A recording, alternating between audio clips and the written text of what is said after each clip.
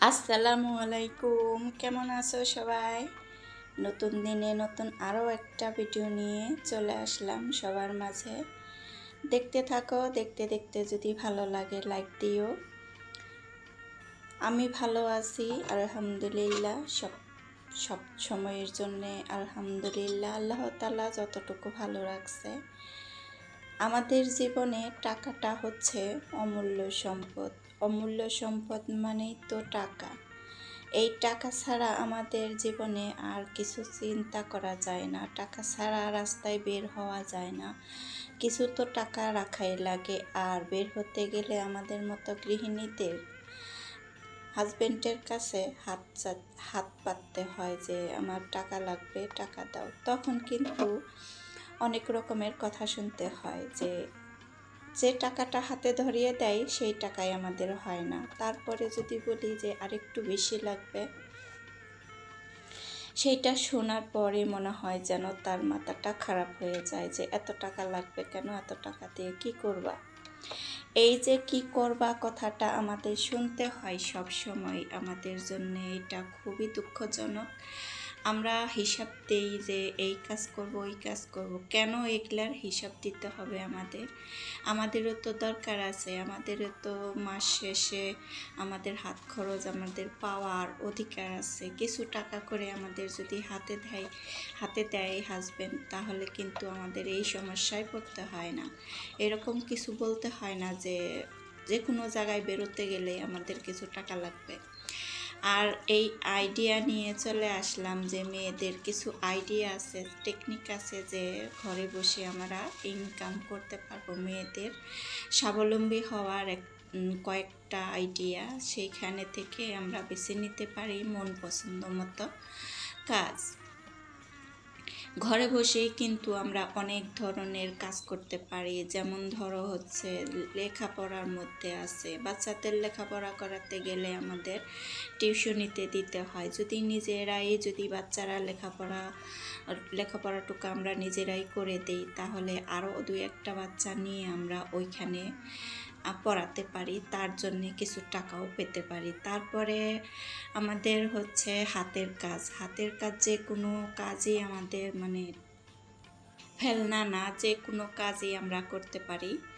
আমাদের হচ্ছে ইচ্ছার উপরে নির্ভর করে যে কে কীরকম কাজ করে নিতে পারবে, সেই অনুযায়ী কাজ খুঁজে নেওয়া ভালো। আমরা ঘরে বসে যে বিজনেস করতে পারি, সেইটা একটা আইডিয়া। যে আমরা রুটি পরোটা বানিয়ে বিজনেস করতে পারি। এটার জন্য খুবই উৎসাহ লাগবে, যে ধৈর্য লাগবে। যার ধৈর্য আছে সেই এই কাজটা করতে পারবে, আর যার ভালো লাগে সেও করতে পারবে। আর যাদের কাজ করতে অলসতা নাই, তারাও এই কাজটা করতে পারবে। আর হচ্ছে ঘরে বসে সেলাই কাজ করা, যে কোনো কাঁথা সেলাই করা। আর আরেকটা কাজ হচ্ছে মেশিনে 3 পিস সেলাই করা। কিছু কাপড় চোপড় আমরা থান কাপড় কিনে রাখলে 2-1টা করে মানুষের যদি অর্ডার পাই, তাহলে কিন্তু একটু করে আমরা অনেক কাজ করে আমরা স্বাবলম্বী হতে পারি। সেইখানে ছোট বাচ্চাদের জামা আছে, প্যান্ট আছে, পেটিকোট, ব্লাউজ, এগুলো অনেক সুন্দর, সময় লাগে না বানাতে, তার মজুরি কিন্তু অনেক। এইটা একটা কাজ। আমরা এরকম করে অনেক কাজই করতে পারি সুবিধা অনুযায়ী। যে যা করতে পারো, যার ভালো লাগে সেইটাই করা উচিত।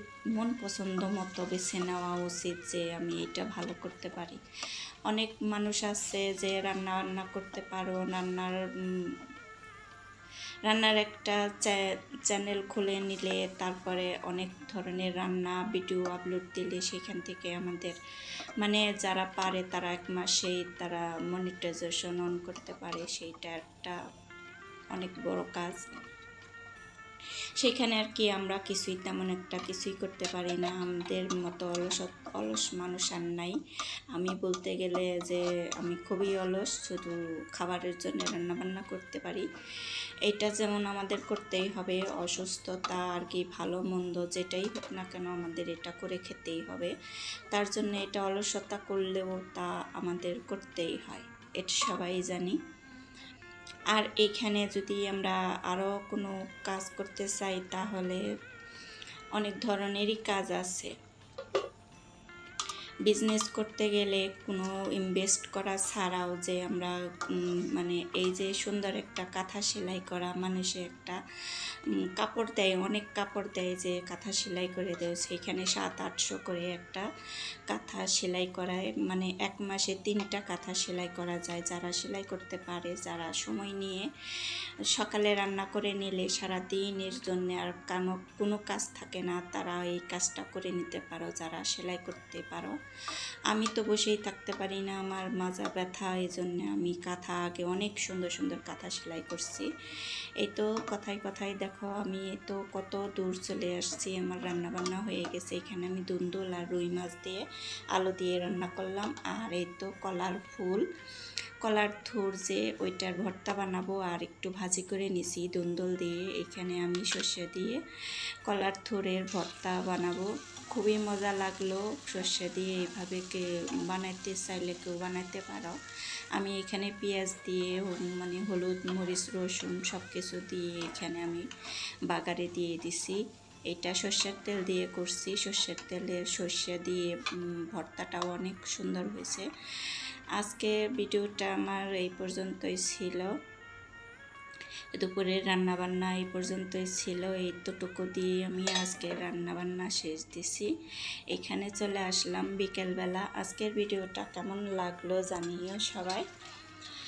নতুন কোনো আপু ভাইয়ারা হয়ে থাকলে আমার পাশে থেকে যাইও, সুন্দর করে একটা কমেন্ট রেখে যাইও, তার সেই কমেন্ট ধরে আমি তোমার পরিবারে চলে যেতে পারবো।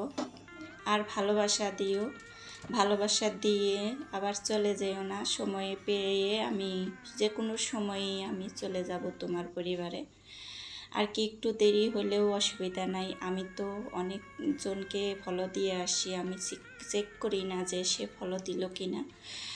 আমি ওইভাবে কোনো সময় চিন্তা করি না, আমি যখন যার ভিডিও সামনে আসে তার ভিডিওটা দেখে দেই। আমি এমন করি না যে এর ভিডিও আমার ভিডিও দেখলো না, আমি তার ভিডিও দেখবো কেন, এরকম কখনো মাথায় আসে না। অনেকেই হয়তো বাছাই করে ভিডিওগুলা দেখে, যে এরকম করে বাছাই করে ভিডিও দেখা উচিত না, সবারটাই দেখা উচিত। সবাই কষ্ট করে ভিডিও বানায়, সারাদিন অনেক কষ্ট পরিশ্রম করেই। আর কাজ করো, বাসা বাড়িতে কাজ করে ভিডিও করা অনেকটা কষ্টের হয়ে যায়। তাই বলি যে হিংসা না করে সবাই সবার ভিডিও দেখবো। আমরা সবাইকে সুন্দর একটা গঠনমূলক কমেন্ট করে আসবো, যাতে তার মনটা ভালো হয়ে যায় কমেন্টটা দেখে। আমি তো তেমন বড় করে কমেন্ট করতে পারি না, অনেকেই হয়তো দেখো আমার কমেন্ট পড়ো। আমরা যেরকম বাসা বাড়িতে বসে থাকি, উৎসাহ করে আনন্দ করে যদি কোনো একটা কাজ করি, তাহলে আমাদের টাকার অভাব হবে না। মাস শেষে আমরা অনেক টাকা পেতে পারি, এরকম যদি আমরা নিজে কাজ গুছিয়ে করি। বাসা বাড়ির কাজ তো তেমন একটা নাই, গ্রামের বাড়িতে মহিলারা অনেক কাজ করে, অনেক সবজি বাগান করে, সবজিতে অনেক পরিশ্রম করতে হয়। সেই কাজগুলা করে অন্য কাজ করা খুবই কঠিন হয়ে যায়। সেখানে আমি বুঝতে পারি যে কতটা, আর এইভাবেই উন্নতির দিকটা আমাদের বেছে নিতে হবে। আজকে এই পর্যন্তই ছিল ভিডিওটা। আসসালামু আলাইকুম, ভালো থাকো সবাই।